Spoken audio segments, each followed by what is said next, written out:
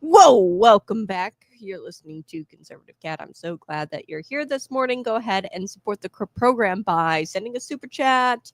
You guys can send super stickers, super thanks. You can always support the program that way, or you can support the program by visiting patriotpumpenergy.com. Buy your bottle of premium pre-workout today. That's patriotpumpenergy.com. Use promo code ConservativeCat for $10 off. We have so much to get to today, so I'm just going to jump right in. You guys are going to want to stick around. I have a lot of show planned, and likely I'm going to go over. So it's 6 a.m. to 8 a.m., usually 6:15 lately, because there's just been so much going on in my life personally. I've been hopping on a little bit later, doing about an hour 45 every day.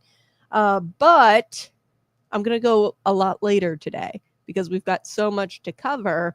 And I do want to get to the Bloomington City Council meeting because really, this is really telling about Bloomington's leadership. Bloomington, Illinois, that's in central Illinois. We don't need California's problems imported here. And, contact your alderman, tell them to dump this stupid Optico's plan. Optico's is like this company that's based in California. And they want the Chicago style or the California style housing to come here to Bloomington. Okay. And if you want that, then go move to California. Okay. Bloomington should not act as a test lab. It is a Midwestern community built on hard work, family values, and yes, cars and backyards. So we don't need the California model of housing there. We don't need any of these high density mandates. We don't need socially engineered neighborhoods. Okay. We need freedom for our builders to build. We need lower property taxes, and we need homes that families, emphasis on the word families, can afford.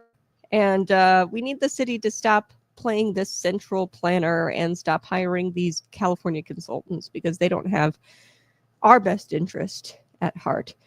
So we're going to be talking about Secretary of State Marco Rubio today because he made a lot of appearances on Sunday, and I didn't get to them on Monday, yesterday's show. It was just a packed show, but I do want to talk about his appearance on ABC Newsweek with Martha Raddatz. Okay, so Rubio, he appeared on Meet the Press on NBC, Face the Nation, Sunday morning features on Fox. He was with Meet the Press, Kristen Welker. And there Rubio had kind of outlined how they had moved or how they have been talking about this peace deal rather than a ceasefire, okay, with Ukraine and Russia, okay, and how what the best way to end the war and how to go about that. So, like I talked about yesterday, if you missed that show, you can go into the archives.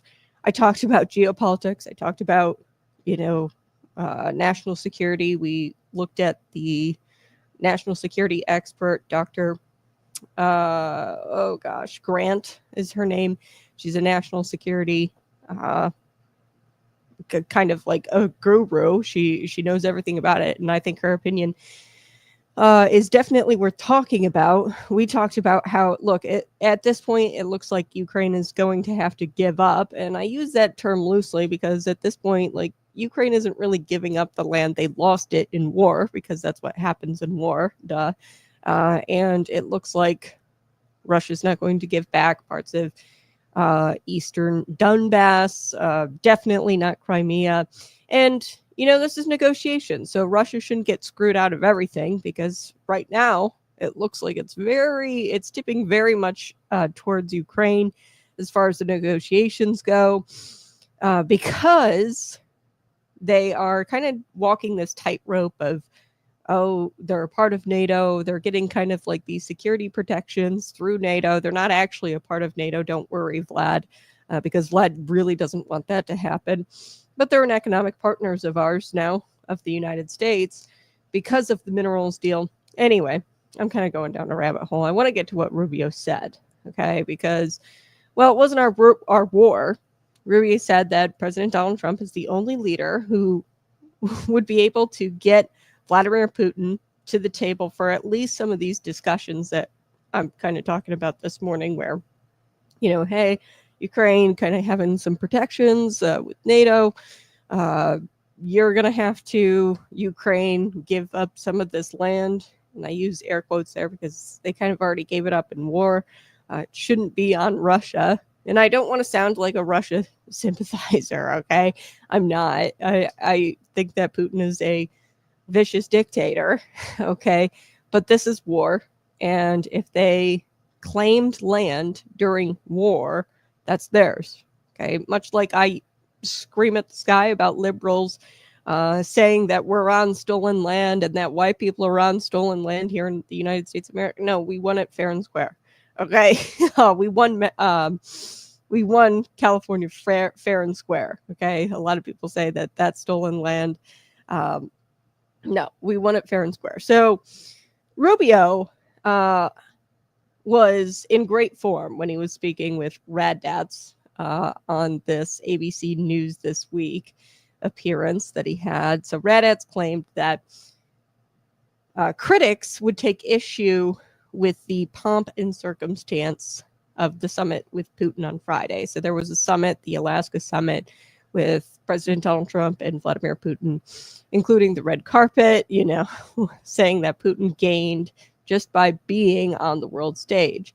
So she's sitting there saying critics, i.e. her and the media, okay, let's be real, nobody cares that President Donald Trump had, a fly. I mean, honestly, he had the B-2 bomber fly over Vladimir Putin's head. I think that was vicious and definitely like a big ol', hey, look at me, Vlad. Don't mess with me. I think that was definitely a move by President Donald Trump. But he gave him a firm handshake and, was diplomatic, right? I don't think anybody really cared so much except this woman in the media probably. So Rubio, of course, scoffed at that, dropping her and the argument with some reality. So let's take a listen here. Here we go.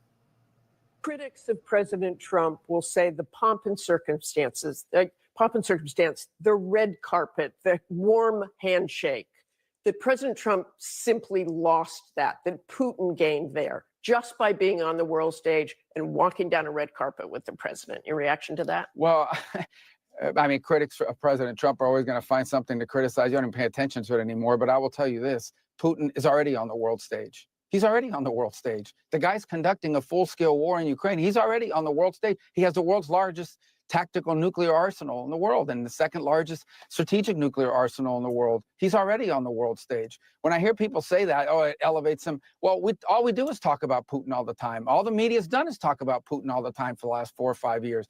That doesn't mean he's right about the war. That doesn't mean he's justified about the war. Put all that aside. It means you're not going to have a peace agreement between Russia and Ukraine. You're not going to end a war between Russia and Ukraine without dealing with Putin. That's just common sense. I shouldn't even have to say it.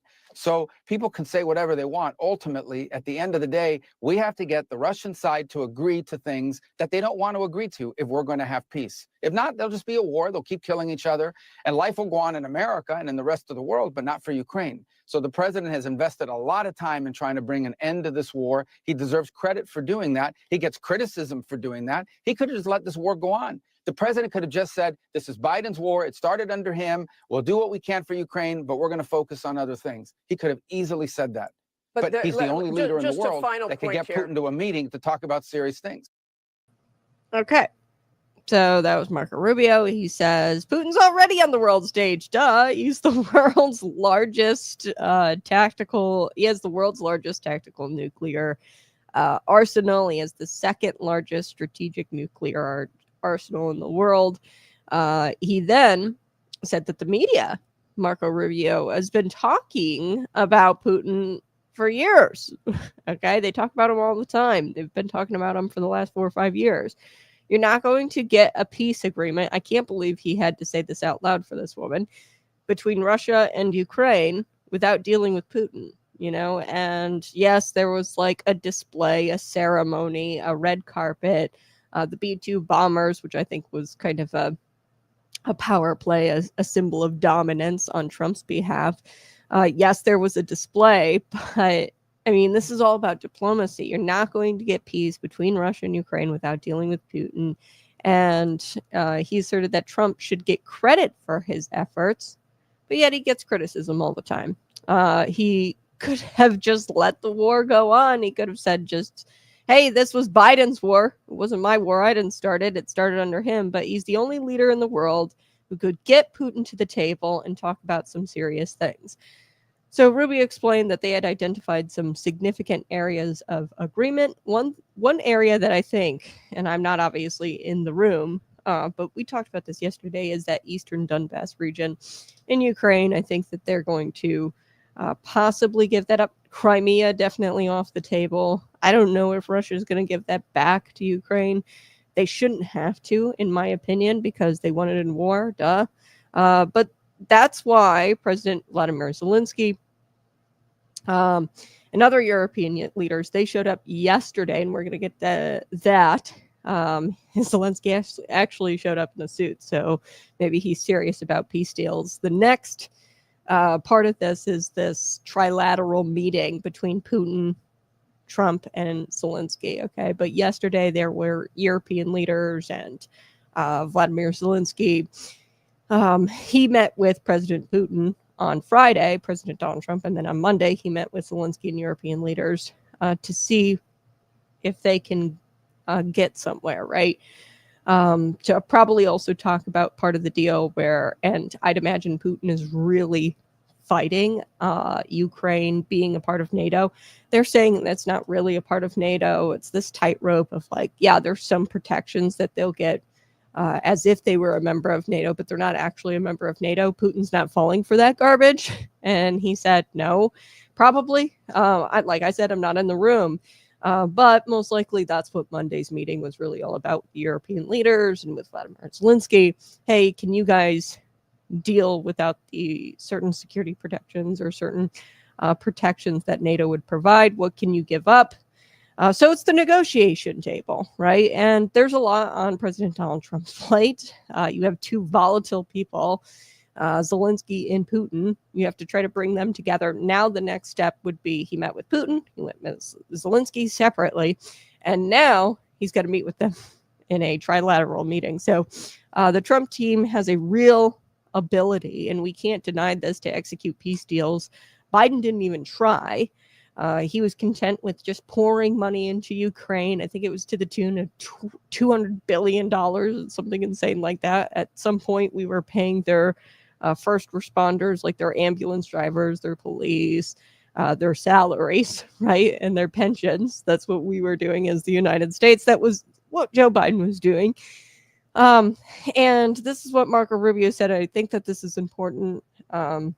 He said that there's, quote, we identified potential areas of agreement, but there remains big areas of disagreement. Let's take a listen to this other portion of the interview he did on This Week. Well, I don't think his mind has changed at all. I think ultimately, if this whole effort doesn't work out, then there's going to have to be additional consequences to Russia. But we're trying to avoid that by reaching a peace agreement. And that's not going to be easy. It's going to take a lot of work. I think there were things that were identified in those talks that we just had a couple of days ago that made some progress in some directions. Now, obviously, in order for us to get a peace agreement, Ukraine has to be a part of it. They have to be included. They have to be involved. That's why the president called them on the phone immediately after we got on the airplane. Within an hour, he talked to them for long periods of time. That's why President Zelensky will be traveling to Washington tomorrow, along with several European leaders as well, to continue to work on this.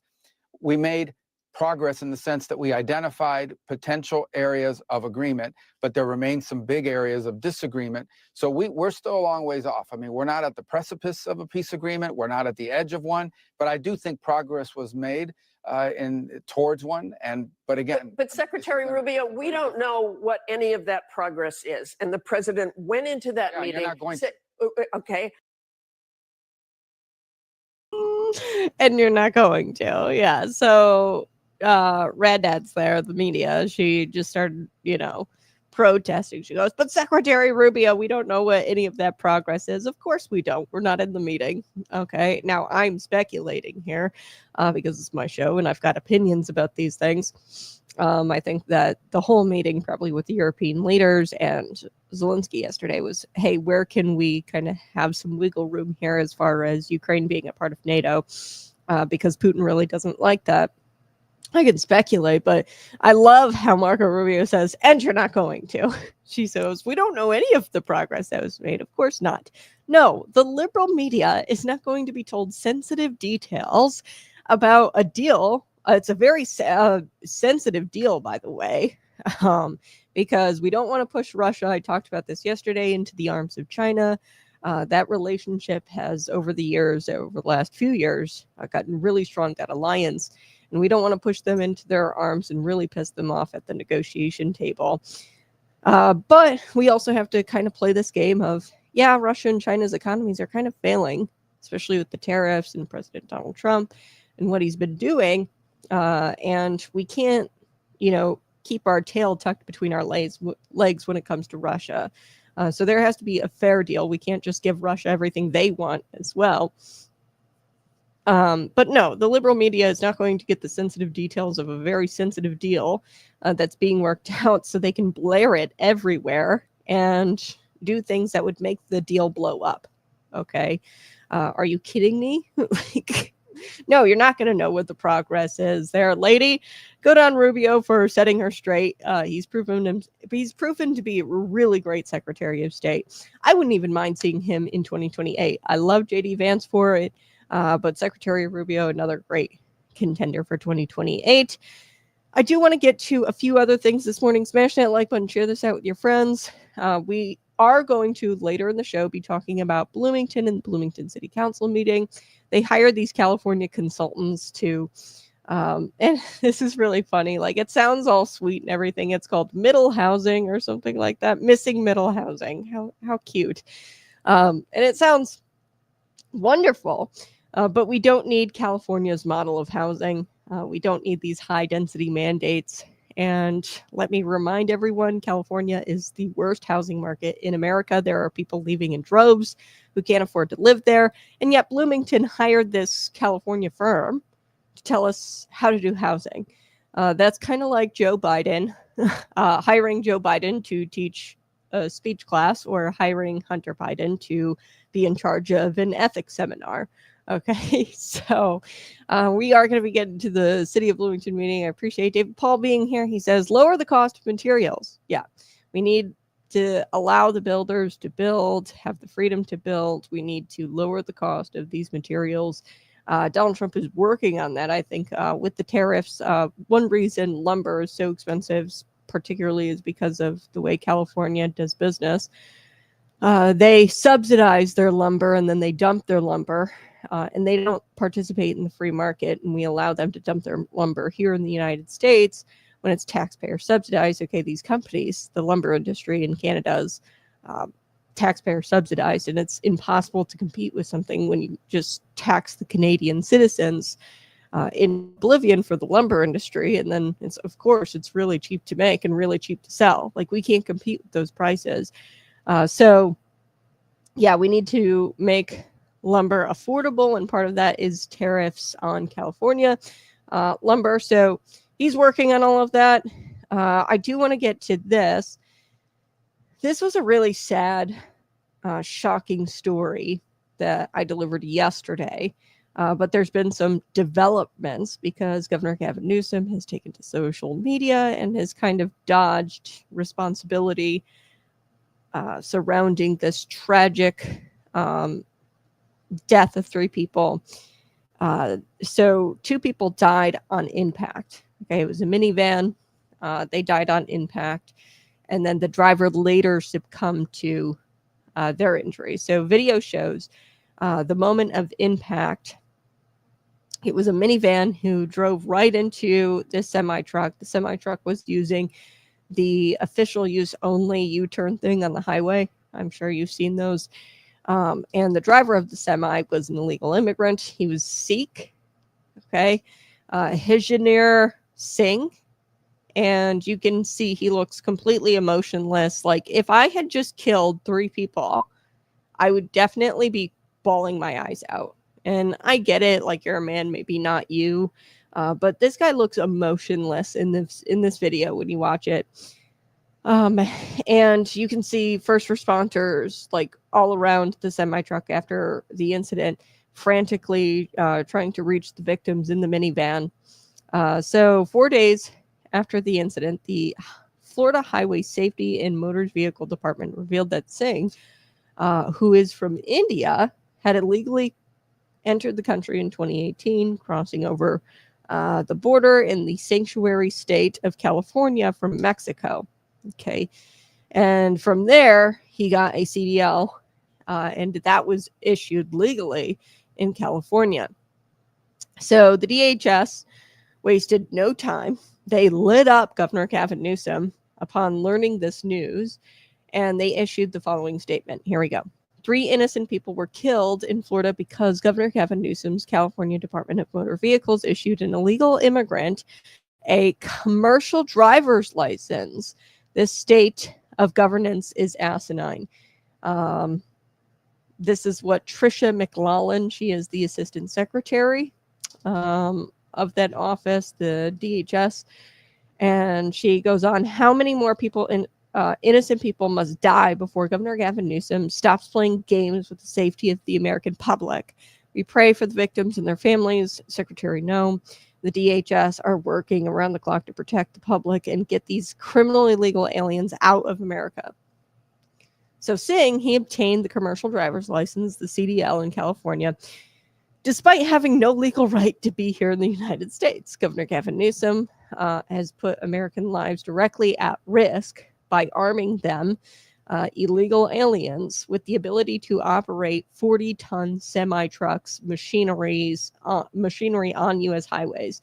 And not to mention, they're probably not English-speaking. This reckless policy has given people like Singh the keys to murder people. Singh, in this case, murdered 3 innocent people. 3 innocent people paid with their lives due to the policies of California. So instead of owning up to this, Newsom, he, of course, got out there with a deranged social media post. He's kind of known for this stuff at this point. And he tried to put it all back on Donald Trump and the Trump administration. And he incredibly, bizarrely claimed that issuing IDs to illegal immigrants actually makes Americans safer. What? Despite what just happened in Florida, like, we know that issuing driver's licenses, I'm not even really for driver's licenses, which we do here in the state of Illinois, and we have done for quite some time. I think really because we want to automatically register them to vote through our automatic voter registration program. When you sign up for a driver's license, you're automatically registered to vote. I would think that they're bloating up the voter rolls with illegal immigrants. So I don't like the driver's licenses, but definitely not the CDLs. None of that makes America safe or Americans safer. And here's what Gavin Newsom said on social media. Hey, genius, the federal government Trump administration already confirmed that this guy meets federal and state immigration requirements. You issued him a permit, an EAD. Okay, so you issued him a work permit. As usual, the Trump administration is lying or clueless. Okay, so that's what he put on social media. Oh, and then he added P.S. who was the president in 2018. So Tricia McLaurin, the assistant secretary there for the DHS, she responded. She said, false. Hajnir Singh is in the United States illegally. His work authorization was rejected under the Trump administration in September of 2020, September 14th of 2020. It was later approved under the Biden administration. In 2021, June 9th of 2021, the state of California issues commercial driver's licenses. There is no national CDL. Sincerely, genius. So she signed it genius because he, addressed the federal government, the Trump administration, as, hey, genius, sarcastically. So that was beautiful. For the record, excuse me, Florida Governor Ron DeSantis has also weighed in. So yes, exactly. Like, you can't get out here and say he crossed the border illegally. He his work authorization was rejected by the Trump administration. Okay, so he filed for work authorization. It was rejected in 2020 and then later approved by Joe Biden in 2021. Now, I will say this, why the Trump administration didn't go find Singh. I mean, it's tough to get every single person deported. There's a lot of illegals out there. So as soon as his work authorization was denied, they should have picked him up and deported him, right? Singh. And I don't know why the Trump administration didn't do that between September and when Joe Biden got in. But there's a plethora of reasons. You couldn't find him. Okay, he's out there in the country and it's hard to find one needle in a haystack. Okay, so that is not on the Trump administration. It is definitely on the state of California for issuing not only a driver's license, but a CDL to the guy. Okay, there is no national CDL. They issued, it looks like they issued it without the work or with the work authorization because it was later approved by Joe Biden in 2021. Okay, so Ron DeSantis, he weighed in. I want to get to Ron. And he talked about who needs to be held accountable. He said that Singh should have never been here, and he stated that, California, their policies, should not have allowed him to get a CDL. But he also wants the trucking company to be held accountable. So here's what he said on social media, and I'll share this with you. This is an X. He said, illegal alien issued CDL by California. Doesn't even speak English. Sanctuary policies are deadly. Yes. But we must hold the illegal alien accountable and the other actors involved, including the company. Okay, and then they issued this press release here. I won't read it entirely. I'll just read part of it. Here's what the executive director, Dave Kerner, said. The actions taken by the defendant while operating a commercial tractor trailer are both shocking and criminal. 3 people's lives were lost as a result of his recklessness, and countless friends and family members will experience the pain of their loss forever. Hajinir Singh is in custody on state vehicular homicide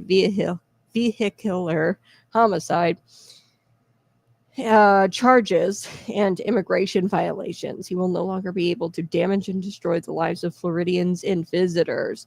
At the conclusion of his state charges, he will be deported. The Florida Highway Patrol remains committed to enforcing both state and federal law to ensure that people that are a danger to others face justice behind bars. So yes, that was the press release. They had issued some of it. The company should definitely be held accountable. I said that yesterday. I said, I don't know to what extent Florida is going to be held responsible for this guy's actions. I said, if the company is operating out of Florida, this company should be shut down for allowing an illegal immigrant to drive. I mean, I get it. He had a CDL. It was a legal CDL. Legal CDL. California issued it, I believe, illegally. You shouldn't be issuing CDLs if he's an illegal immigrant or even on work authorization. Like, I'm going to go even further. Okay. And I'm going to say, like, even if he was approved for work authorization, like, come on now, folks, are we really going to, I feel like the bare minimum is that you are a citizen of this country, not a visitor, not a work authorization person or a visa holder or work visa holder. No, I think if you want to operate a 40-ton vehicle on U.S. highways where we have signs written in English, you need to be a U.S. citizen, period. So that's my opinion. The guy didn't even speak English. Sanctuary policies are deadly. That said, for anybody wondering how Singh could get a CDL, considering a social security number is required, here's a good explainer from civil liberties attorney and California resident Laura Powell. Okay. So she explains this because a lot of you probably are thinking to yourself, and this is how it's done in Illinois as well. Illinois, the Secretary of State has said that they don't issue CDLs. I find it hard to believe because we do issue driver's license to illegal immigrants.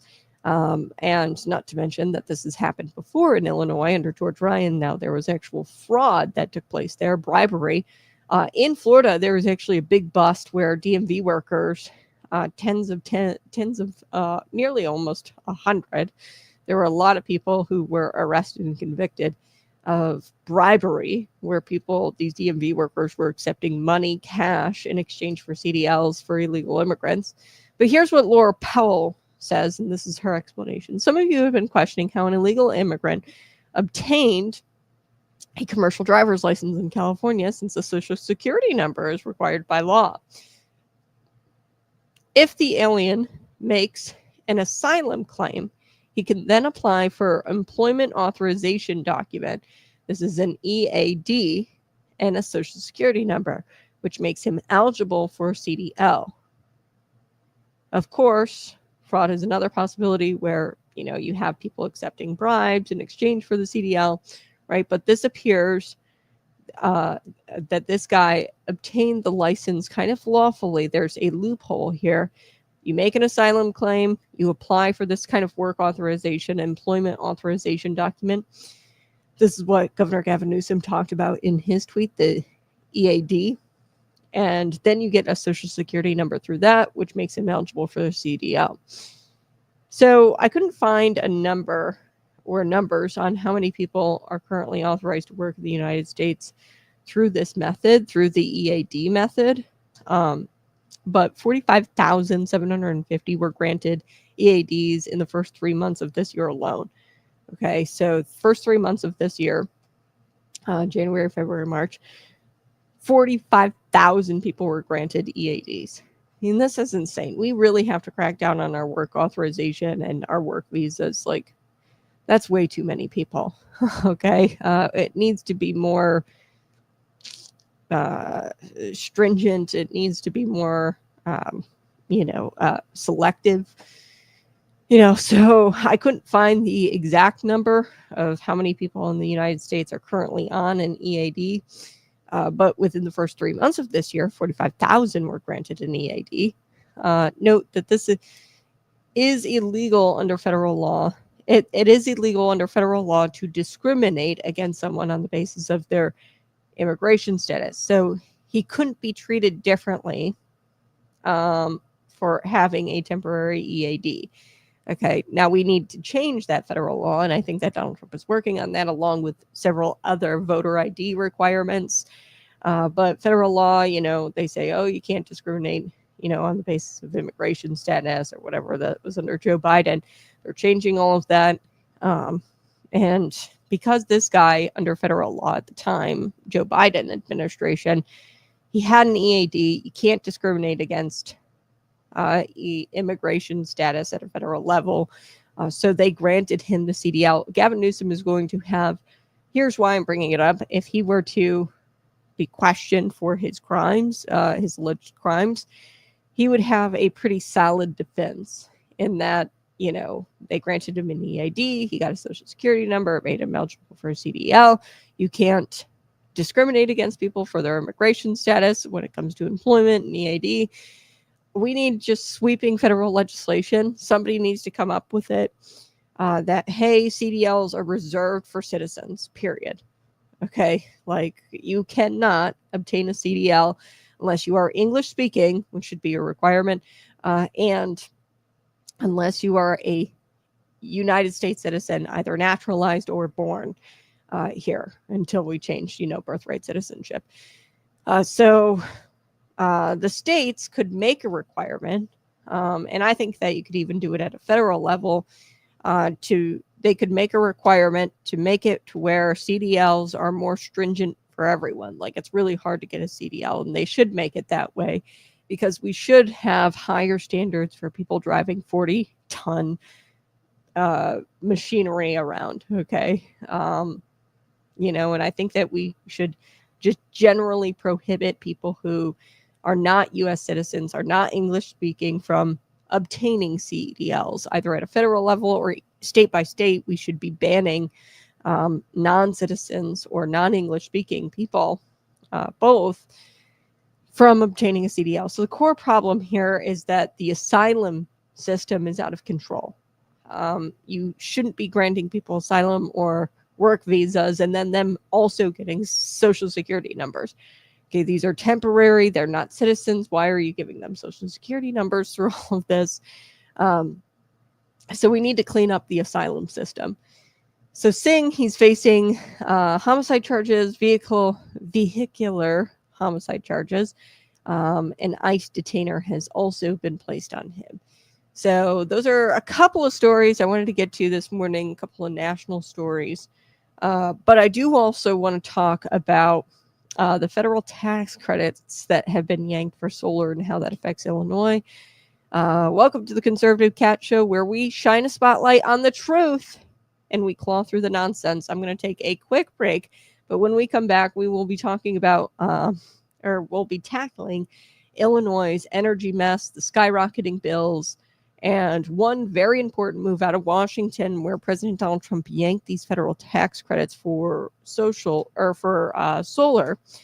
And the media is going to try to tell you that this is a bad thing. It's not. The Democrats are crying foul. The solar lobby, of course, is screaming disaster. But here's the truth. This was the right thing to do. And we're going to chat about it here on the other side. Smash that like button and share this out with your friend. Be sure to subscribe right now and tell a friend to subscribe. Check your blind spots. Men love to call things out. Weakness, hypocrisy, failure. We're wired to spot threats and take action. But Jesus didn't say, never judge. He said, judge not, that you be not judged. Why? Because judgment without humility is a trap. It turns you into a sniper with a log jammed in your eye. Matthew 7 hits hard.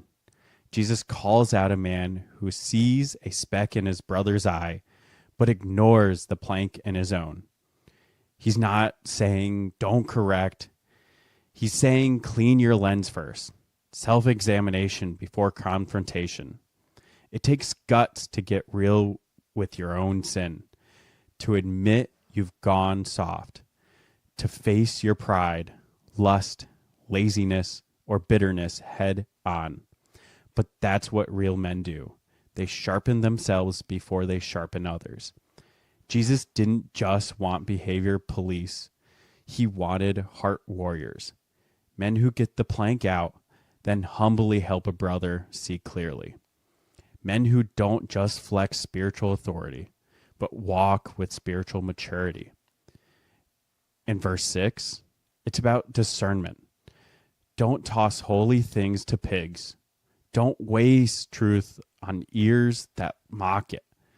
Know when to speak. Know when to walk away. Before you blast through your next workout, check your form. Same with life. Patriot Pump fuels clean, focused energy, but you've still got to show up. Power with purpose. Clarity with strength. That's how you train. That's how you lead. Hey, smash that like button, share this out with your friends. We are going to be chatting about energy and the energy mess in Illinois. Your bill has probably doubled or close to it. And I want to talk about President Donald Trump yanking these federal tax credits for solar and what that means, because the media is going to tell you that this is a bad thing and the Democrats are going to cry foul. Really, this was the right thing to do. Solar subsidies were nothing but welfare to an industry that can't stand on its own 2 feet. Trump just told solar, with the big, beautiful bill, sorry, no more training wheels, no more crony handouts. If you can't compete in the free market, you don't deserve a dime of taxpayer money. Okay, and folks, that's called leadership. Okay, newsflash. So Illinois lawmakers, they just held a Senate hearing yesterday on energy prices, on what was supposed to be energy prices. Really, it just seems like a commercial. The whole hearing seemed like a commercial for the solar industry. But anyway, Brad Holbrook, Chris Miller, they have been demanding answers about energy and why bills are doubling, tripling, and they've wanted to hold a hearing with both the GOP and the House GOP, the House Senate Republicans, House and Senate.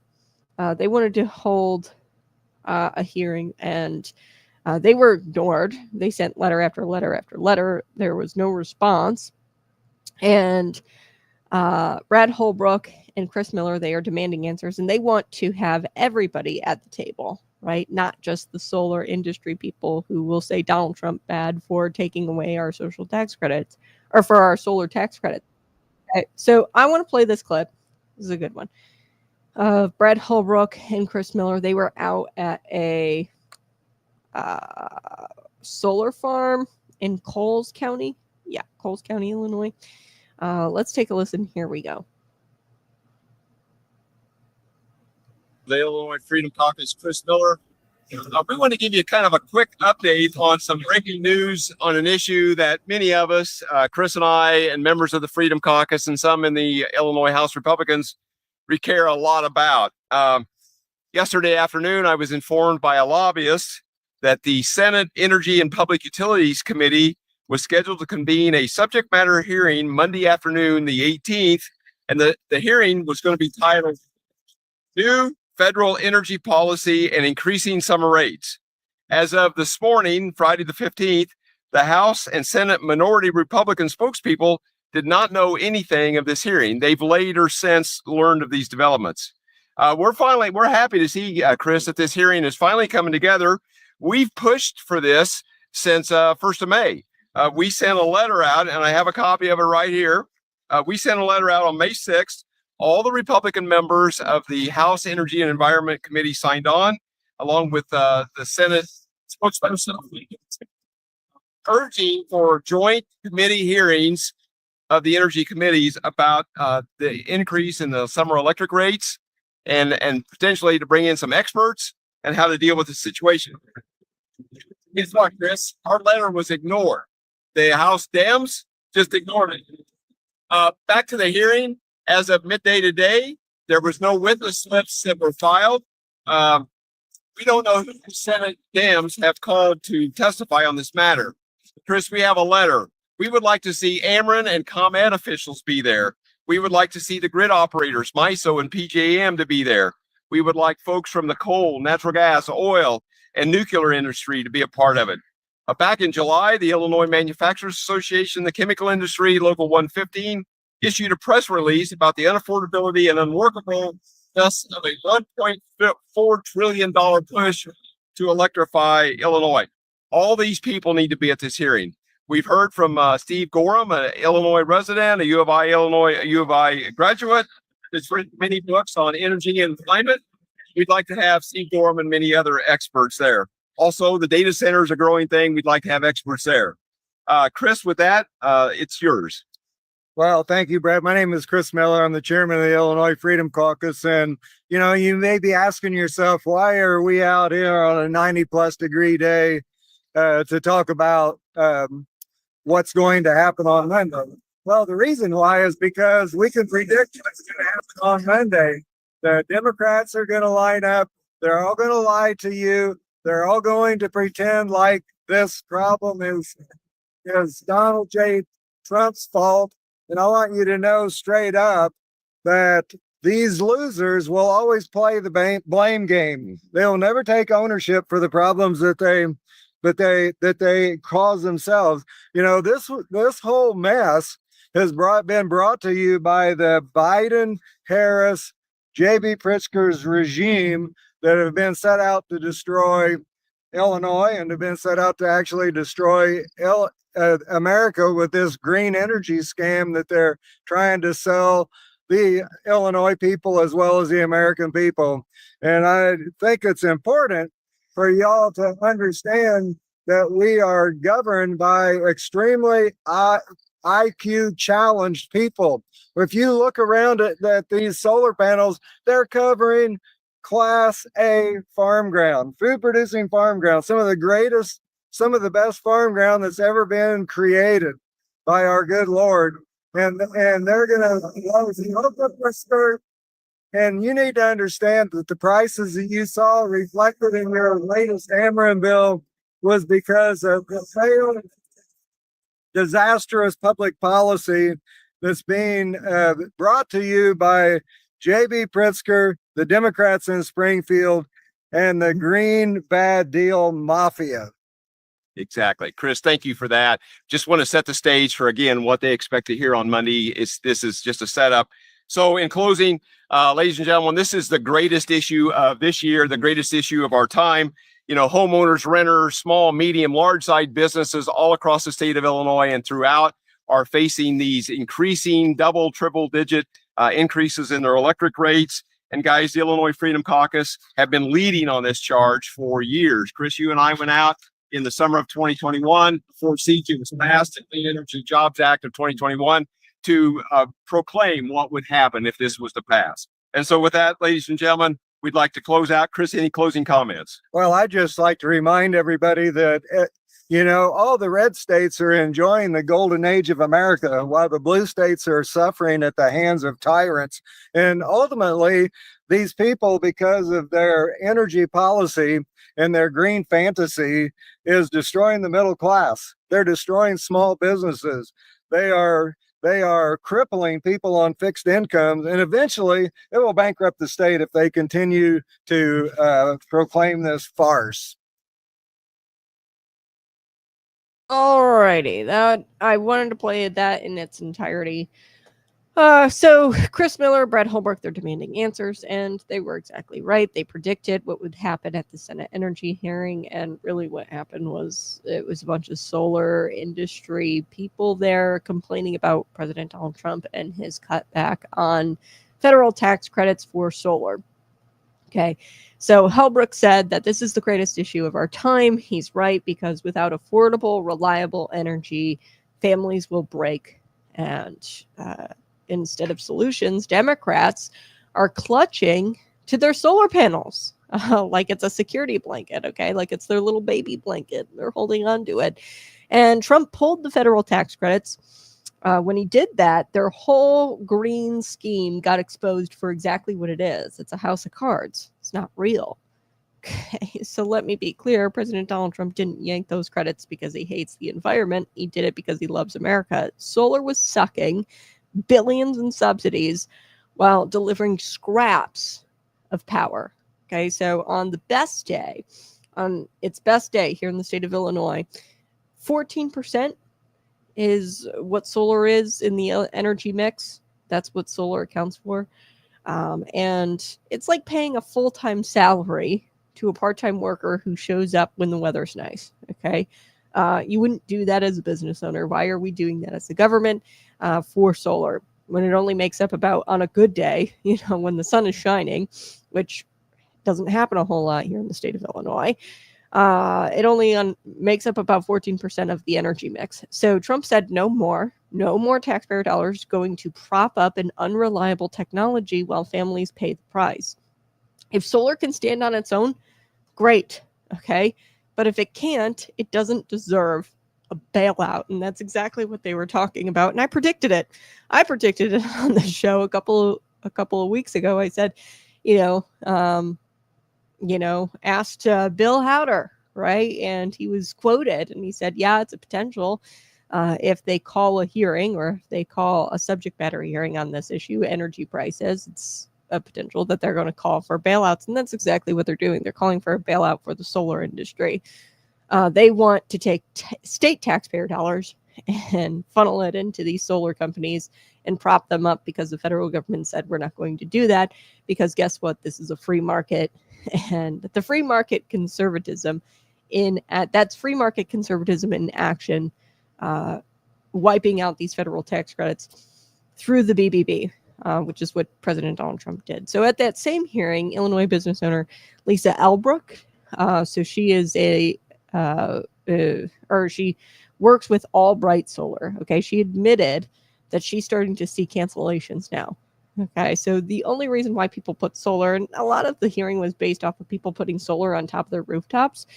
And I didn't find the numbers, but I can tell you right now, it's very rare. Like people in my neighborhood, they have signs out in front of their yards. We're not interested in solar because they come around and they keep asking us if we're interested in solar. I always let them come to the door and I start asking them, hey, do you know how much solar actually accounts for Illinois' energy mix? It's actually only about 14%. They're going to try to, it's a scam. It's a scam. And everybody kind of knows that. That solar is a scam, and putting solar on your rooftop is a scam. It doesn't really lower your bills at the end of it because it costs you so much up front. You're not going to see a whole lot from it. And a lot of people can't afford those upfront costs, new roof, the infrastructure to put the solar panels on top of your roofs. So customers are jumping ship because there's not all these tax credits anymore. You used to be able to put these solar panels up on your roof because the taxpayers were paying for it. So they were forcing us to pay for it, essentially, solar. The government gravy train ended. That is why customers are jumping ship and they are canceling now, because otherwise it's unaffordable. Okay, solar is unaffordable without the government gravy train. And these people are admitting it without admitting that. So that proves solar wasn't built on real demand. If the customers are saying, hey, we're going to cancel because the government gravy train has ended, that means solar wasn't built on real demand. It was built on artificial incentives. So the second those dry up, those incentives, the confidence in it has collapsed. So Illinois families are asking for solar credits. They don't want solar on top of their roofs. They want their power bills to be lower. They don't want their bills to be doubled. And how do we do that? Nuclear, coal, reliable energy. They're asking for their lights to be kept on, and they don't want to have to install a carport for solar panels just to bring their bill down a little bit. They don't want to have to invest in a new roof for solar panels. Okay, it's just unaffordable. So Representative Chris Miller there, they went to Cook's Mill Solar Project. You saw that there. It's in Coles County, and they called it out plain as day. Solar panels are eating up Class A farmland and the richest soil in America. So, in this hearing, they talked a lot about the solar panels on top of roofs, like residential roofs, which I'm not totally against that. If that's your prerogative, go ahead and do it. If you can afford to do it, great, do it. A lot of people can't because there's hard infrastructure costs that come with that.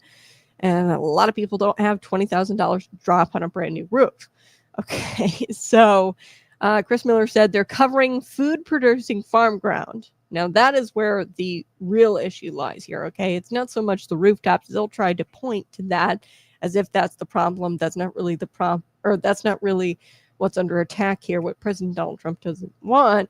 One, propping this up artificially, this industry. Two, Chinese solar panels covering precious farm ground, the most precious farm ground that God has ever created, okay? And Chris Miller's right. God gave us this fertile soil to feed families, not to lay down Chinese manufactured glass blankets that produce a trickle of electricity. Okay? So Trump pulling solar credits isn't just about the money. Okay, taxpayers funding something that's unreliable. It's about priorities. We want America to be the breadbasket of the world, don't we? We don't want to be the junkyard of bad ideas. And we don't want our precious farmland to be covered in Chinese manufactured glass blankets. So this is what's interesting. During the Senate hearing, Senator Dave Kaler, who's from Peoria, okay, he's a Democrat there out of central Illinois. I'm trying to think of his district. I think it's 47. I'll have to look that up. I know Sharon Chung is in the State House District, 91st District. I get confused on these numbers, guys. It's hard to keep up with it, but I'll look that up here in just a second. Dave Kaler, he bragged about his personal $58 July bill. Okay, so in this hearing, he talks about how his July bill was $58. I don't know about you, but mine was like closer to $400. Okay, and it's for a family of two, like 300 something, which is insane. Our Amarin bill. And he said that his bill is $58 after putting solar panels all over his house. Good for him, but let's be real here, Kaler. You can probably afford tens of thousands of dollars in rooftop panels. Okay, you can afford a new carport. You talked about a new carport that he got, a new roof, and most families can't afford that upfront cost. Okay, so this is the problem with green elitism. It works for the privileged few and it bankrupts the working class. Okay, so Trump knew it. That's why he ripped away these tax credits, because really, You get your elitists to utilize these tax credits, and they can afford these upfront costs. And maybe you would get a working class guy who could afford it with the tax credits, but most people, they're not interested in solar.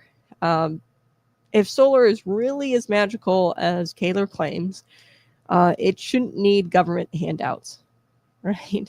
And the second Trump pulled the plug on it, the whole industry has been thrown into a panic, and that tells you everything that you need to know. It's really not as magical as everybody says it is. If it was, people would be doing it even without the tax credits. Okay. Senator Terry Bryant, she said the quiet part out loud during the Senate hearing. She said solar only delivers about 14% of our energy portfolio. That's nothing, essentially. And when the sun doesn't shine, the state has to rely on coal, natural gas, and nuclear. And let's compare that to nuclear. I think even though we have a moratorium, a ban on nuclear power plants here in the state of Illinois, I think nuclear accounts for 57%, over half of our power. Yet Democrats shut down coal plants, they ignore nuclear, they ban nuclear, and they bank everything on solar. That's not strategy. It's complete lunacy. And Trump's move here exposed the green scam.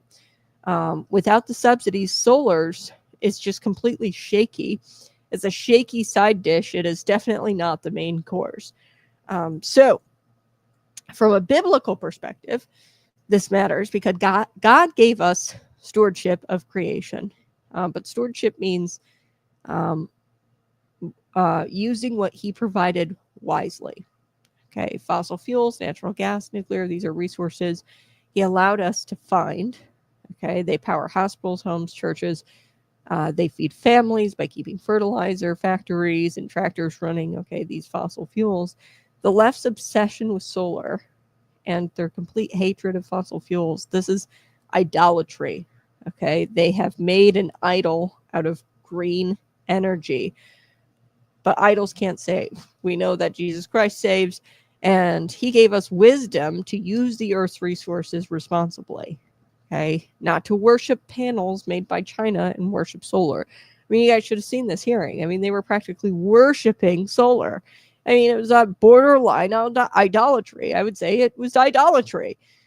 So let's recap what Illinois' current energy plan is. They want to shut down coal. They want to ignore nuclear. They want to cover farmland with solar panels. And then they want to cry when Donald Trump takes away taxpayer handouts that made all of that possible.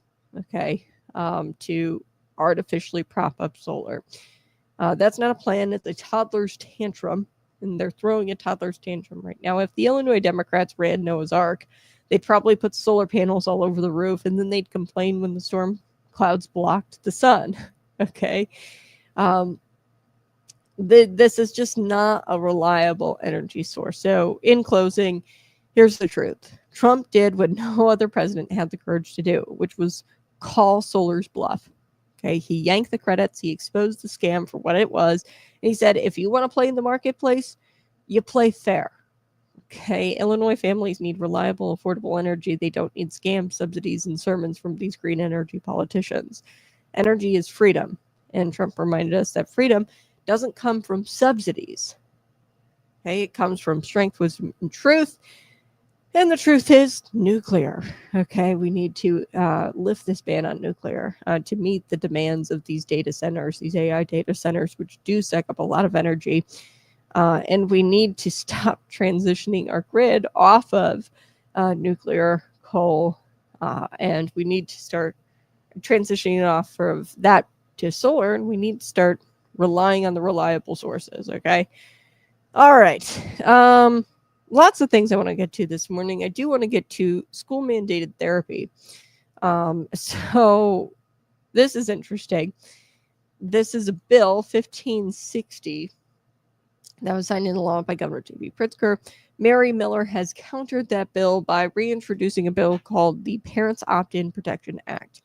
I'm going to get to that. I know it sounds wordy. I'm going to break it all down.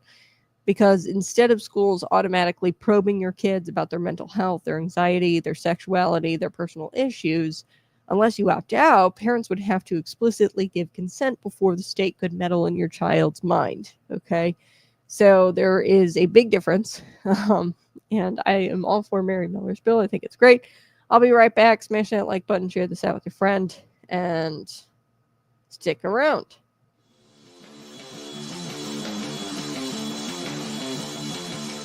Hey, this is Conservative Cat Clips, and this is the place where we remind you that your children come from God and they don't come from the Department of Education. The government wants to raise your kids. They want to feed them breakfast. They want to tell them about gender ideology and gender identity as young as kindergarten. They want to start them out really early. They want to tell your kids how many pronouns they should have, and they want your kids to learn all the pronouns by the age of 3rd grade. Okay. Meanwhile, they can't keep bathrooms clean in their schools. They can't keep their test scores up, reading, writing, and arithmetic. They can't keep those scores above sea level. The truth here is that bureaucrats don't love their kids. They don't know their quirks, their fears, their hearts, and they certainly don't care what the Bible says about fearing or about raising them and fearing the Lord. Okay, so in Psalm 127, verse 3, children are a heritage from the Lord, not a project for the state, not a cultural science experiment. They are your responsibility, your blessing, and your mission. Okay, but what happens if you step in and they say, I'll take it from here? Okay, and what happens when you step in and say, hey, I'm actually going to take responsibility and I'm going to participate in raising my child? You show up to the school board meetings, you ask about the curriculum, you object to Drag Queen Story Hour and Drag Queen Library Story Hour and all of these pornographic books in the libraries. What happens when you say, I'm going to take it from here, I'm going to start participating in my mission and my responsibility in raising up my child? You are deemed a domestic terrorist. Okay, if you start showing up and if you actually start taking responsibility over raising your child, you are dangerous to democracy. They'll say that. And they'll say that all because you just started loving your kid enough to be involved. So we've normalized this idea that parents should just hand over their kids for 8 hours a day and play catch up over a microwave dinner and try to catch up on who your kid actually is. Your kids are strangers. That's not parenting, that's outsourcing. So the product here is a generation that is anxious, that is confused, and they are spiritually hollow. What if we flipped the script? Really, what if we turned off the screens, cracked open a Bible, and actually parented the way Deuteronomy 6 tells us to parent, at home and all of the time? And I think that our future of the country actually depends on this. And I hope that we start parenting like our future and like the future of the country depends on it, because it does. So don't be intimidated.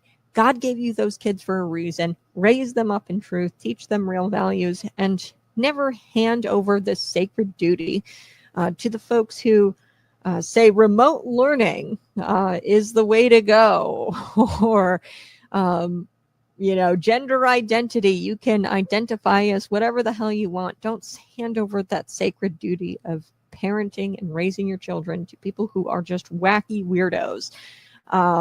You can raise your children, and you are required to raise your children because they are a gift from God, and He's bestowed a sacred duty on you as a parent. This has been Conservative Cat Clips. Hey, go ahead and smash that like button, share this out with your friends. Welcome to the Conservative Cat Show, the place where truth meets courage and faith meets politics, and where we refuse to let bureaucrats and politicians raise our children. Today, we are going to be talking about something that cuts to the core of freedom, faith, and family, parental rights in the face of government overreach. So Congresswoman Mary Miller, she represents the 15th district here in the state of Illinois. There's only 3 congressional districts held by Republicans. She reintroduced this bill. It's called the Parents Opt-in Protection Act. Okay.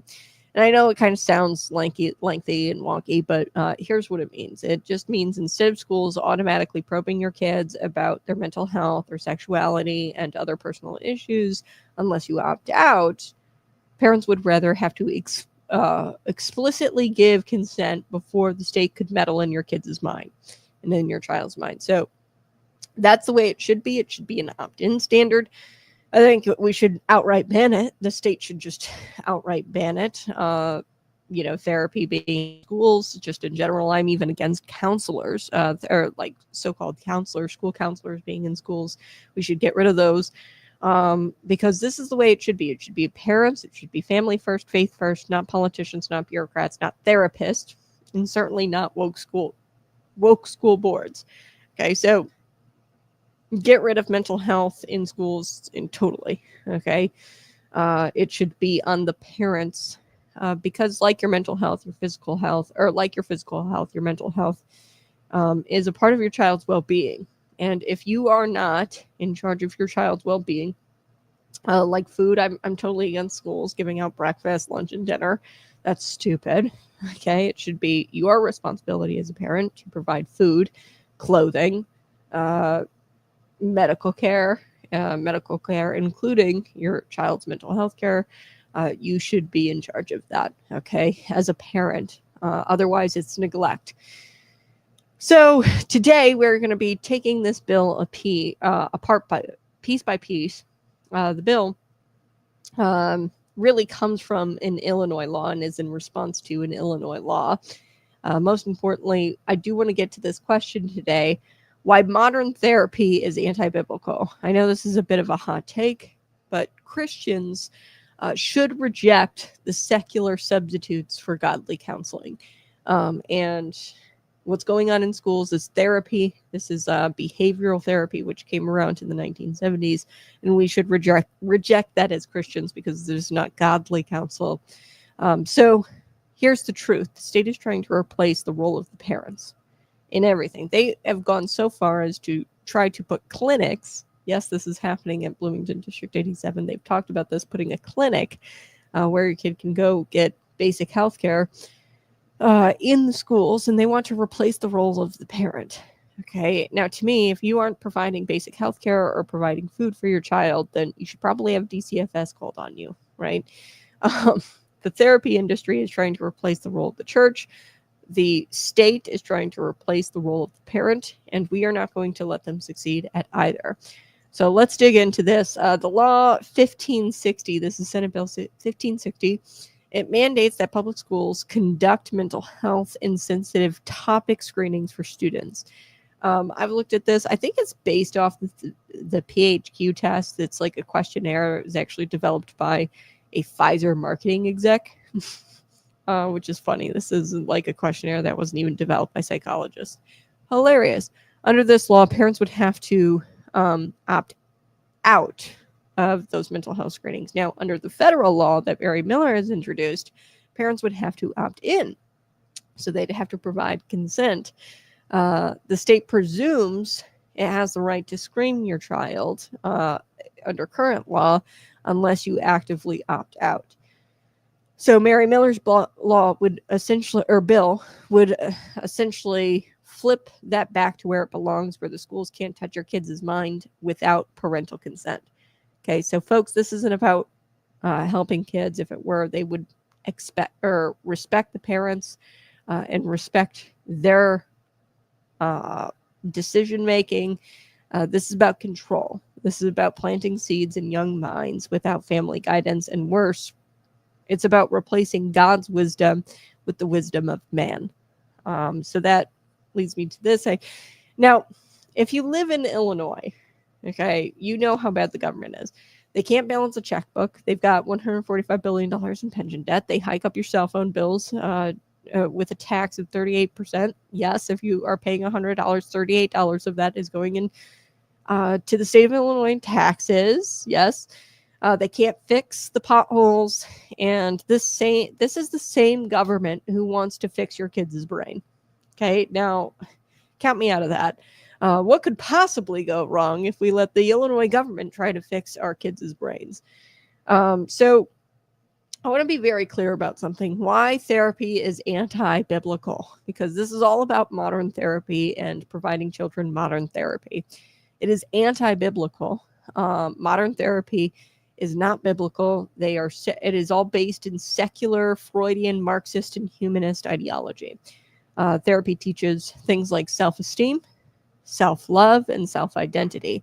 The Bible teaches the exact opposite: self-denial, humility, and identity in Christ.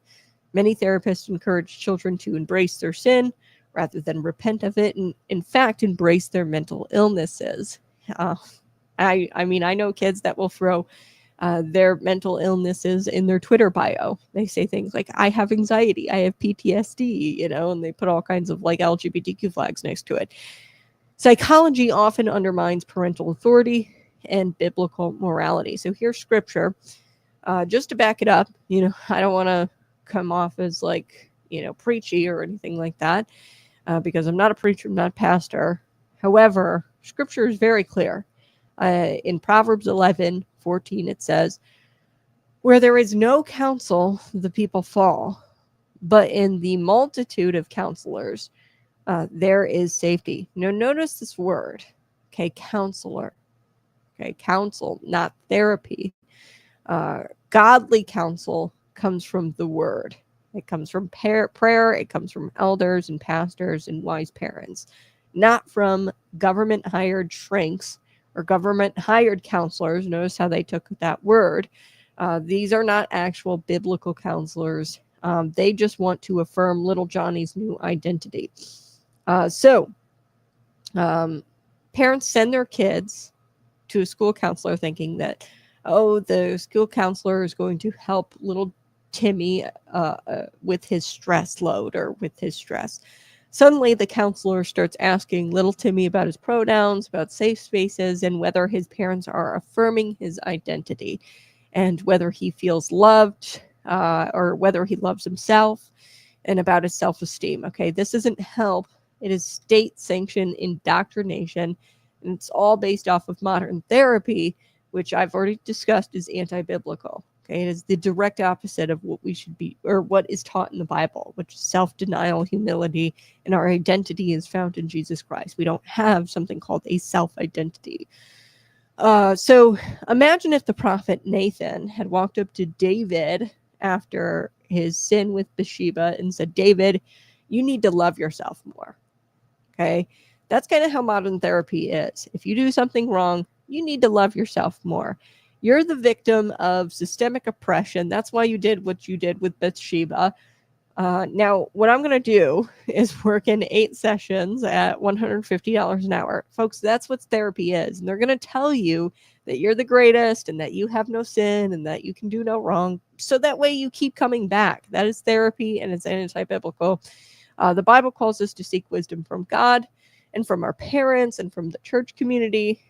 Prayer, confession, accountability, discipleship. These are biblical methods of dealing with guilt, shame, fear, and anxiety. Christian counseling is not the same as secular therapy. Christian counseling is rooted in the word, not in human philosophy. So scripture, 2 Timothy chapter 3, verse 16 says, all scripture is given by the inspiration of God and is profitable for doctrine, for reproof, for correction, for instruction in righteousness. So the world says go get your therapy, but God says go to the word. That's what 2 Timothy is saying there. Go to the word, go to wise counsel in the church. That is what 2 Timothy chapter 3, verse 16 is saying. So Miller's bill is a step in the right direction. It shouldn't even be necessary.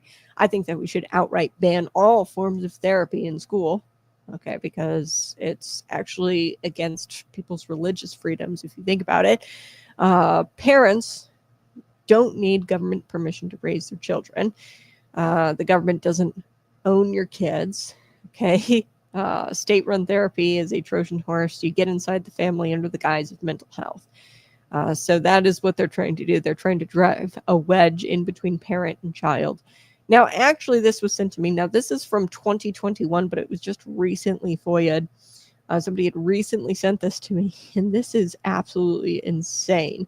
It was an email, and Normal Community. Okay, so Miss Rachel Tome is her name. She is the the school counselor for students with last names D through H. Now, this is dated September 2021. Okay, this email. But it was just recently voided. I recently got my hands on it. So this was from 2021. Could you imagine what's going on in 2025? Okay, hello. And a lot of this is redacted because of the student's name. So where it's redacted, I'm going to assume that's the student's name. The student listed in IC as blank, student's name, who is in one of your classes, according to the schedule below, has officially requested a name change in Google Applications to blank, probably the student's requested name. Blank, the student prefers they, them pronouns. The student's family is not accepting of this name, so blank has asked us to use the legal name of blank when communicating with home. I am also happy to facilitate communication with home as well. Please let me know if you have any questions, concerns. Thank you. So this was obviously to I would imagine, a teacher of some kind. This is Unit 5, school district, Parkside Road in Normal, Illinois. This was from the school counselor informing, obviously, somebody about a student who wanted to change their name, but at home, the parents are not accepting of this new name. They prefer they, them pronouns. Like, this is insane. This is a wedge in between parent and child, and the school counselor was facilitating that wedge. So, the state-run therapy, Trojan horse, it's about getting inside of the family under the guise of mental health.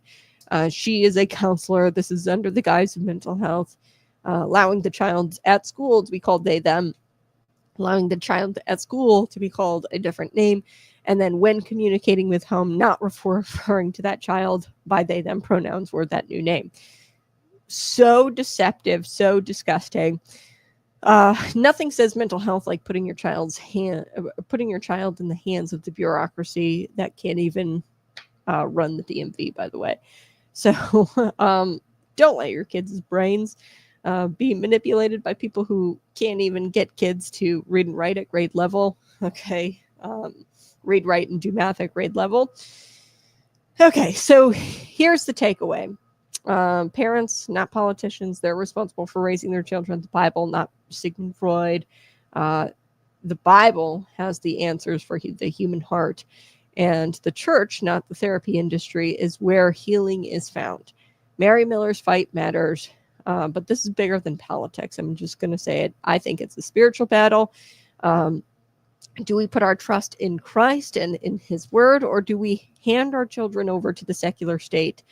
And that's what I really think that this is all about. We have to ask ourselves this question. Are we going to hand our children over to the secular state and to secular modern therapy, or are we going to do the Christian thing, which is to put our trust in Christ and his word? All right. Now, I do want to get to this because President Donald Trump is doing what he can to end the war in Ukraine, Russia, between Ukraine and Russia. So yesterday, Trump had Ukrainian President Vladimir Zelensky and European leaders at the White House after he met with Vladimir Putin on Friday. Okay, so now, like I said, he is supposed to set up a trilateral meeting with himself, Trump, Putin, and Zelensky. The Italian leader, Meloni, praised President Donald Trump for pushing things to this point. Okay. So we're going to get to this because this is funny. This was on a hot mic. They were talking about the American press and how they were questioning, how does President Donald Trump do this? Like deal with the American press.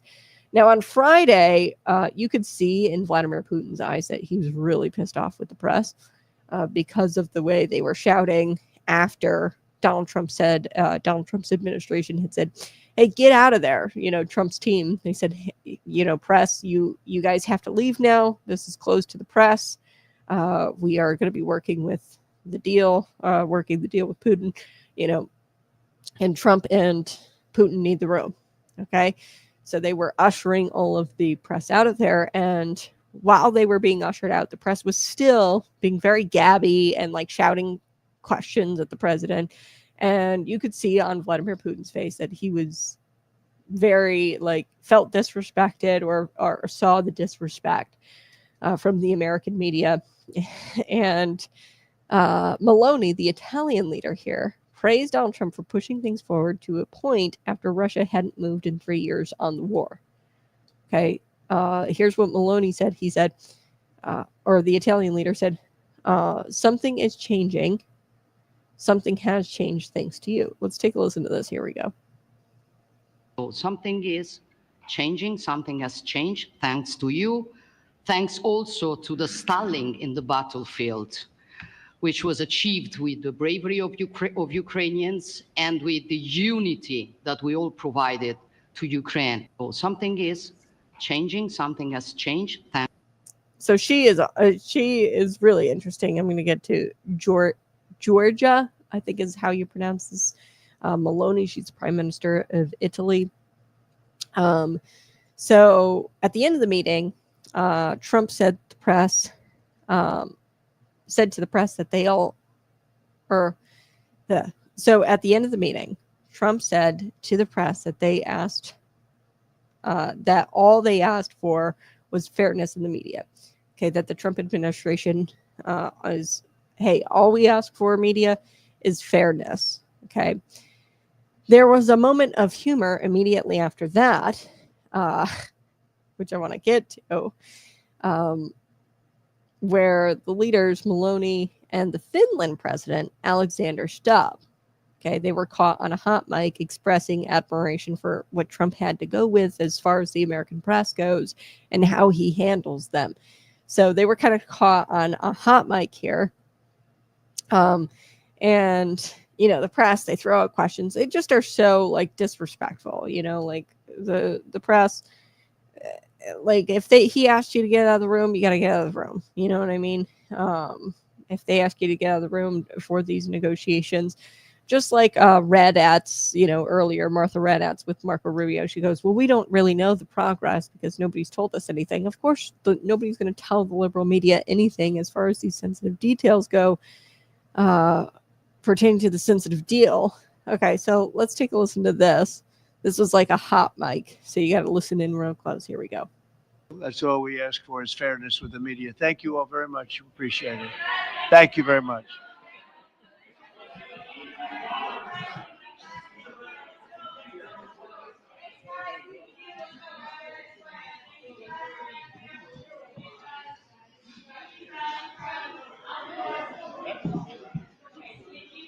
No, thank you for being so fair.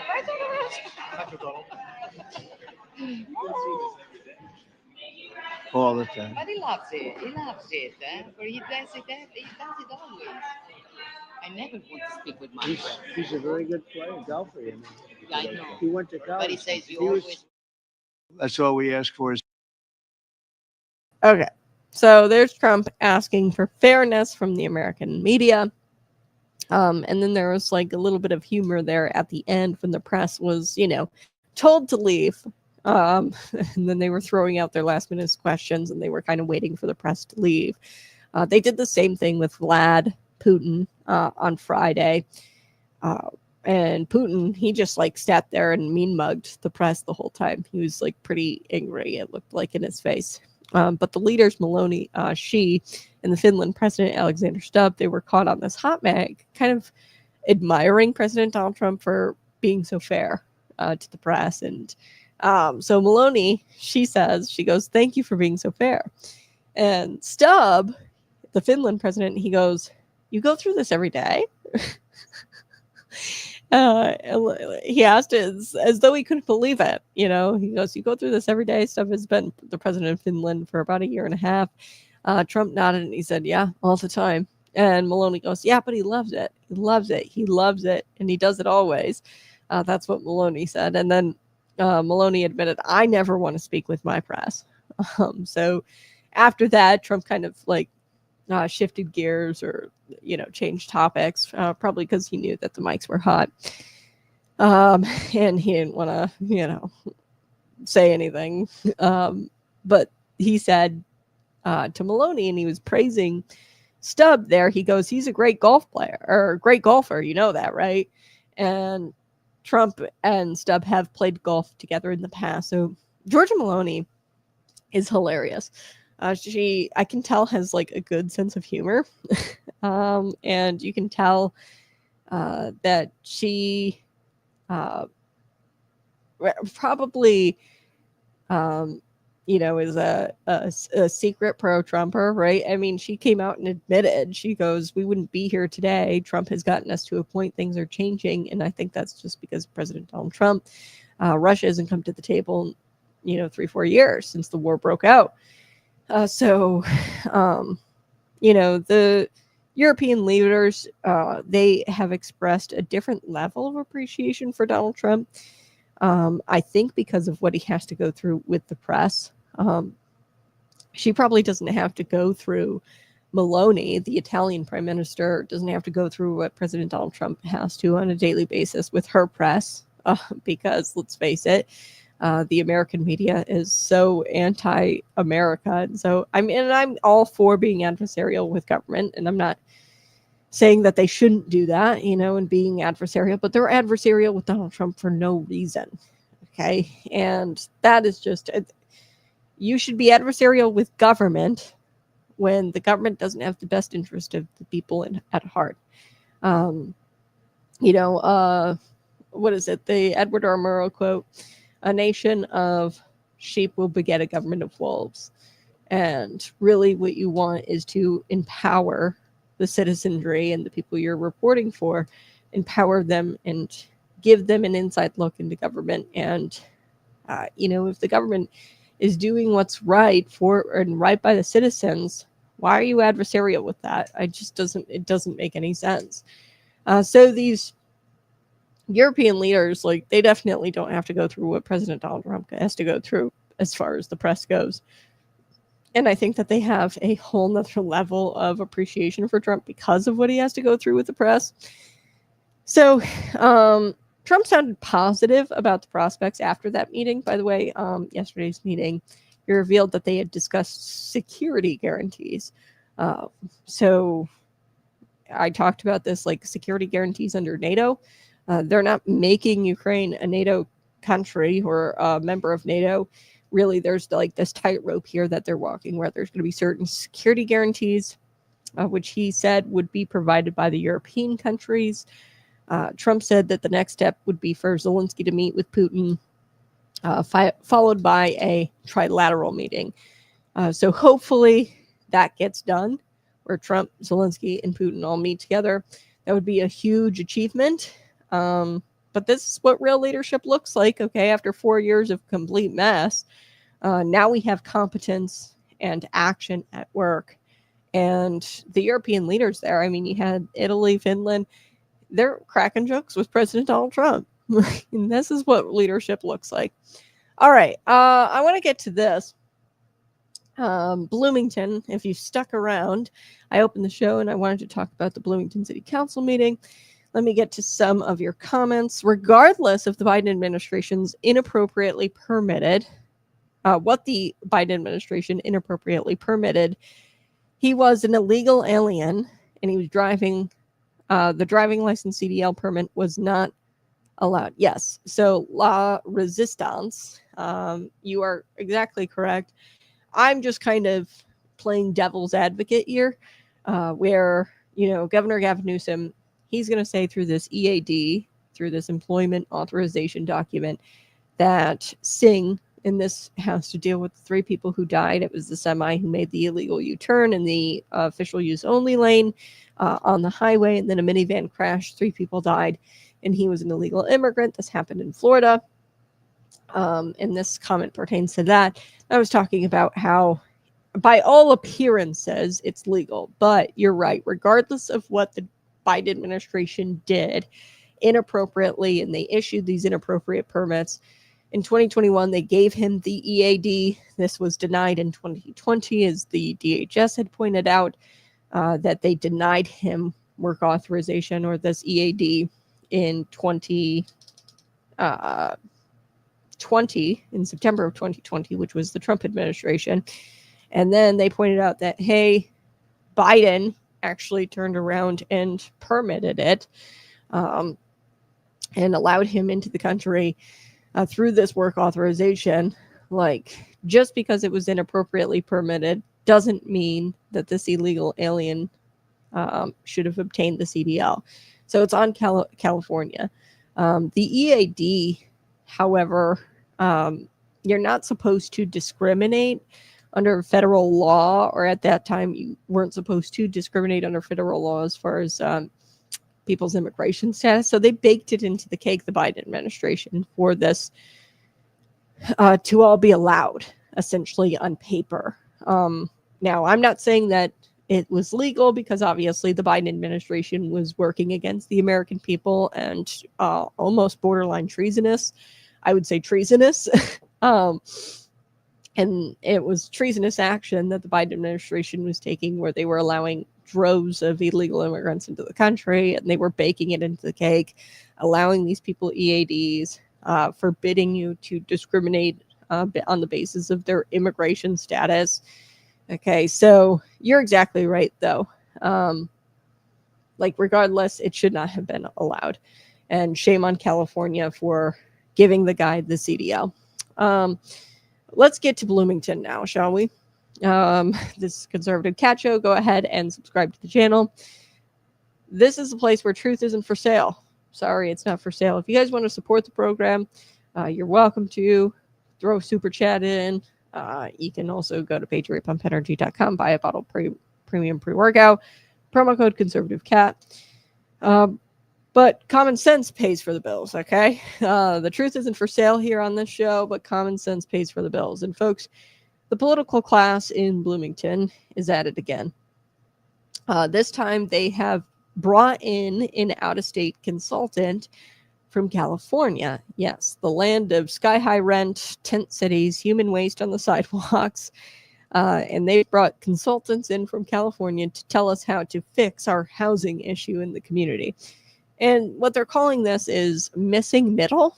Okay, this initiative. And I know it sounds really sweet and cute. It almost sounds like something out of a Goldilocks book, right? Too hot, too cold. No, this is just right. This is the missing middle.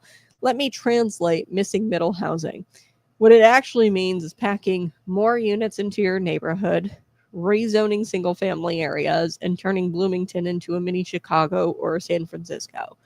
That's what that means, okay? So we're not talking about affordable starter homes for young families. We are talking about high density units, walkable centers, and they are trying to reimagine. It's a total reimagining of how we live in Bloomington. Okay. So the translation here, bureaucrats telling you how your street should look and who your neighbor should be.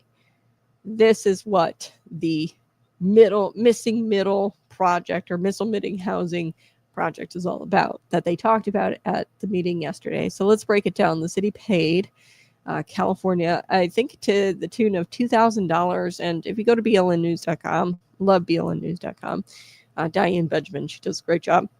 If you go there, she talks about Opticos, which is this consulting firm. They've already been paid to the tune of $2,000. Now, we haven't been told how much this contract is with this consulting firm, okay, the California consulting firm, from what I understand. But if another payment is issued to the tune of more than $23,000 and is made by staff, that violates city code. Okay, so you can't have contracts over $25,000. Any contracts that are over $25,000, those have to be bidded out. This obviously wasn't bidded out. They, brought on these people, the Opticos people. If more than $48,000 is due, the city manager exceeded his $50,000 spending limit without council approval. That $50,000 should be reduced immediately because they increased that during COVID, as Diane Benjamin had pointed out on her site. So if the contract, we don't know how much it is. So far, it looks like they've gotten $2,000 for something. Okay.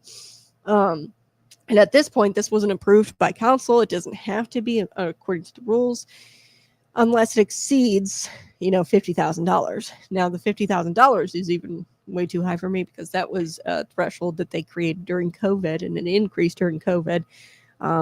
So we'll have to see how much they actually pay this Opticos. It is a consulting firm, okay, Opticos Design Incorporated. The city paid them to kind of give an 84-page report, probably cost the taxpayers a good chunk of change. We really don't know how much it costed. There is one invoice that BLN News links to for $2,000. So inside this 84-page report is a dozen of recommendations to increase density, essentially in Bloomington. They've picked out 5 so-called walkable centers. And they want to push this vision of a walkable center, East Empire and Towanda, Veterans in South Mercer. These are where these walkable centers are going to be. West Market and Wiley, South Main and GE Road, and Towanda Barnes. GE Road at Towanda Barnes. Okay, so I know some of you listening, you might live in these areas. And you might be thinking to yourself, man, I really didn't ask for this. Like the walkable centers, I really didn't ask for the high density housing. That's because nobody asked for it. You didn't ask for it. Nobody asked for it. They are trying to address a so-called housing shortage, okay, which I don't even really believe is true. I think that there might be a housing shortage due to the illegal immigration population, and there's a lot of issues. We need to lower the cost of materials, and Donald Trump is working on that at a federal level. But here's the kicker here, okay? This isn't about filling a housing shortage. This is about changing the DNA of Bloomington. 10 out of 13 citizens spoke at the council meeting, and they opposed the zoning changes, okay? Because with this plan that Opticos, this Chicago branch of a California firm, they had suggested zoning changes. Okay, so regular moms, dads, folks who live there in the city, they don't want City Hall to do any kind of zoning changes. Okay, the City Hall doesn't want to listen to those folks, though. They want to listen to the people who want to see this happen. And in blnnews.com, it looks like the Mid-Illinois Realtors Association is all about this. So they're going to be listening to the special interest groups, right? They're not going to be listening to the builders, to the mom and dads, the people who actually live there. They're going to be listening to, one, the consultants, and two, the people who are working with the consultants. And this appears to be the Mid-Illinois Realtors Association. Okay. It seems like they want this as well. So the consultants know nothing about our weather, obviously. Okay, our culture, our neighborhood. They know nothing about Central Illinois. They don't understand that it's 100 degrees right now, corn sweat in July and in August, They don't understand the ice storms in January. Nobody's walking, nobody's biking to some walkable center when it's negative 20 in January. Okay, nobody's going to be walking or biking. We drive. Okay, here in Illinois, we drive. We have backyards and we have cars. This is not California. This is not San Francisco. So let's take a step back and let's look at this biblically, okay? Because the home is the foundation of the family. In Proverbs 24:3, I can tell you, all of this is just anti-biblical. Anything the Democrats do, they just are doing whatever the Bible said, the opposite of whatever the Bible says to do. Okay, Proverbs 24:3 says, "By wisdom a house is built, and through understanding it is established." That's not just talking about bricks and mortar, folks. It's talking about family, stability, godly order, and community. When the government decides that single-family neighborhoods are a problem, that's really what they're doing here. They're saying that single-family homes are a problem. They're attacking family life. Okay, strong families need space. They need neighborhoods where kids can ride their bikes. They don't have to dodge apartment traffic. Okay, God designed family to flourish in a safe and orderly environment, not in this government experiment, which this is. Okay. Yet Bloomington leadership, they want to jam this one size fits all model down your throat. Why? Because they've bought into the lie that density equals more equity. That's just a straight up lie. That's social engineering we've seen from the Biden administration, HUD, under the Biden administration, from states like California. They buy into this idea that more density means more equity. That's not about helping families. It's all about control. So they want to get you stuck in a BlackRock high-rise, right, apartment building for, couple $1,000s a month. Maybe the government kicks in a little bit, and then you are a slave to them. This is the welfare state. This is slavery, modern day slavery. Now, I got to give credit where credit's due. Councilwoman Sheila Montney, she actually pushed back on some of this plan that this Opticos, I think I'm saying that correctly, it's this California consultant, she pushed back and said that there's R2 mixed residential zones, and those should be off the table. She rightly pointed out that some of our neighborhoods are made up entirely of single-family homes, even though they're zoned R2. Okay, so there's R1, R2, R2. Some of these neighborhoods are made up entirely of single-family homes, even though they're zoned R2, which is mixed residential zone, R2. Now, 10 citizens took to the mic at public comment, and they said the same thing, all of them. Don't touch our neighborhoods, okay?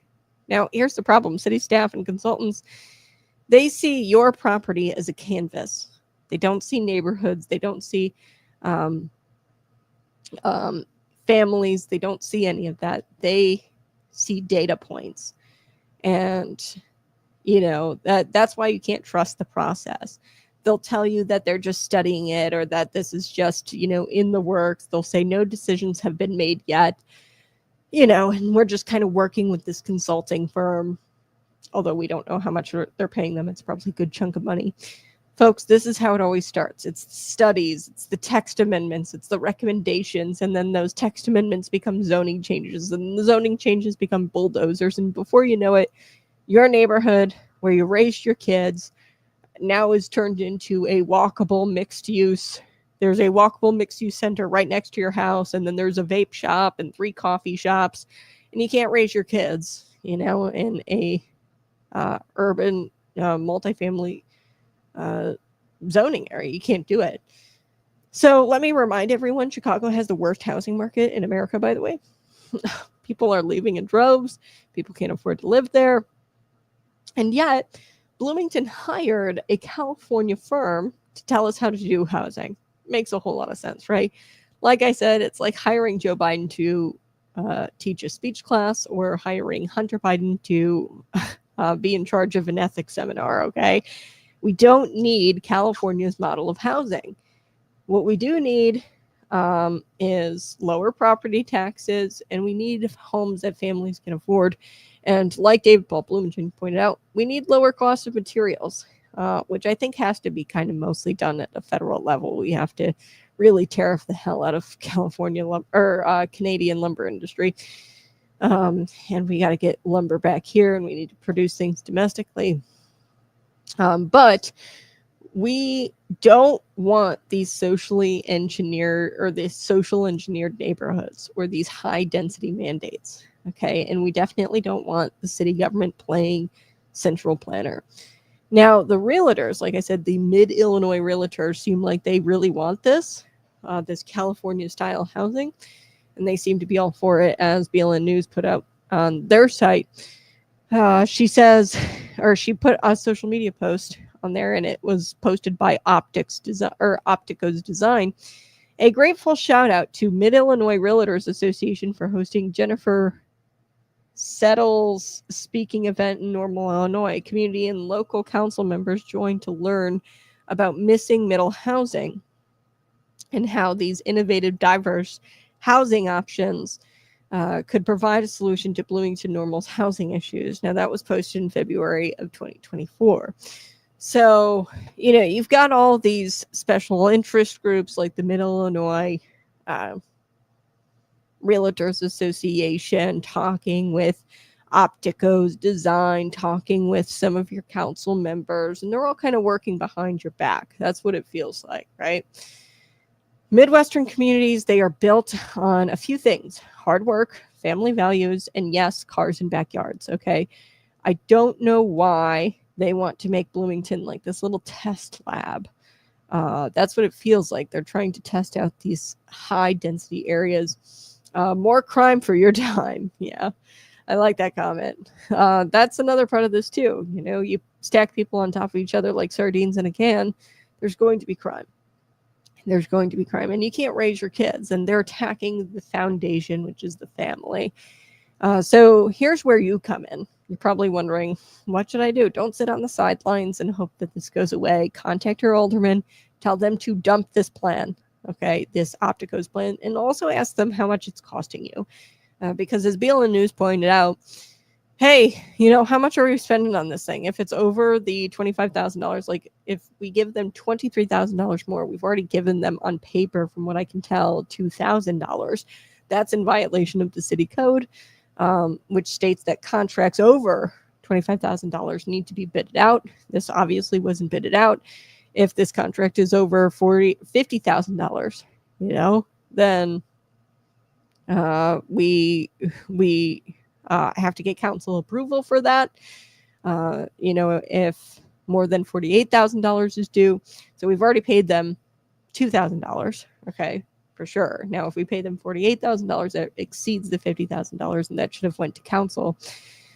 We really need to reduce that because that $50,000 was increased during what the city manager can spend without council approval. The staff, what they can spend without council approval, that was raised during COVID to $50,000. That really needs to be lowered. We need to be sure, or make sure, that we're getting our council members' take on spending. That's why we elect them. But you need to call your aldermen, and you need them to tell them to dump this plan, this Optico's plan, get rid of the California consulting firm. Don't let them rubber stamp this. You know, after a couple of sleepy committee meetings. That's what this was. It was a council meeting. Show up, speak out, like these 10 people did. There needs to be more. And, you know, don't let them tell you on the phone, because I can tell you right now what they're going to tell you on the phone. Don't let them get away with it. They're going to say, oh, it's just a discussion right now. Like, don't worry. You know, we know that freedom disappears inch by inch, meeting by meeting, zoning change by zoning change. So don't let them tell you it's a discussion. They've already paid this company. They're very serious about their plans here. And Optico's Design has made it clear on their social media that they are all about walkable cities and about high density housing. So don't let them tell you it's just a discussion. This is about protecting your home, your family, and your neighborhood. And it's about telling Bloomington leadership, hey, we don't need California's problems imported here. Okay, so I'll leave you with this. The Bible tells us in Micah 4:4, chapter 4, verse 4, every man will sit under his own vine and under his own fig tree, and no one will make them afraid. That's God's vision for community: peaceful, family-centered stability and ownership. Don't let the consultants and politicians replace it with their man-made utopia. Okay, every man ownership. Okay, you own, you know, your fig tree. Okay, you will own things and be happy. Ownership is not a bad thing. They want to make it out to be an evil thing. It's not. Clearly, the Bible tells us in Micah 4:4, every man will sit under his own vine and under his own fig tree, and no one will make them afraid. This is God's vision for a community. Fight for your homes, fight for your neighborhoods, fight for Bloomington's future. All right, that's going to do it for us today. I so do appreciate you being here. Smash that like button, share this out with your friends, subscribe to the channel, and as always, be sure to go to patriotpumpenergy.com, buy your bottle of premium pre-workout, and use the promo code ConservativeCat. That is the best promo code out there. And I will see you guys tomorrow morning, bright and early. Bye-bye. Love you so much.